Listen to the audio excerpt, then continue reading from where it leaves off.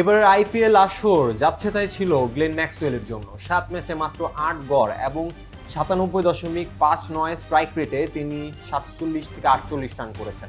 ফর্মহীন হওয়া সত্ত্বেও পাঞ্জাব কিংসের কোচ রিকি পন্টিং তাকে নিয়মিত খেলানো নিয়ে প্রশ্ন তৈরি হয়েছিল, তবে তাকে আর সেই পরিস্থিতি সামলাতে হচ্ছে না। চোটের কারণে আইপিএল থেকে ছিটকে গেছেন ম্যাক্সওয়েল। তার বদলে দলে নেওয়া হয়েছে পিএসএল রিপ্লেসমেন্ট বা বদলি খেলোয়াড় হিসেবে খেলা মিচেল ওয়েন। পুরো বিষয়টি আরও মজার, অস্ট্রেলিয়ার batting allrounder Mitchell Owen PSL এর ডাক পেয়েছিলেন এমন একজনের জায়গায় যিনি অনেকটা বিদ্রোহ করে আইপিএল এ নাম লেখান। ড্রাফট থেকে করবিন বশকে দলে নিয়েছিলেন পেশোয়ার জালমি। এরপর আইপিএল ফ্র্যাঞ্চাইজি মুম্বাই ইন্ডিয়ান্সের দক্ষিণ আফ্রিকান পেসার লিজার্ড উইলিয়ামস চোটে পড়ায় ডাক পড়ে বসের, কিন্তু পাকিস্তান ফ্র্যাঞ্চাইজি পেশোয়ারের সঙ্গে চুক্তি করা সত্ত্বেও তিনি সাড়া দেন মুম্বাইয়ের ডাকে।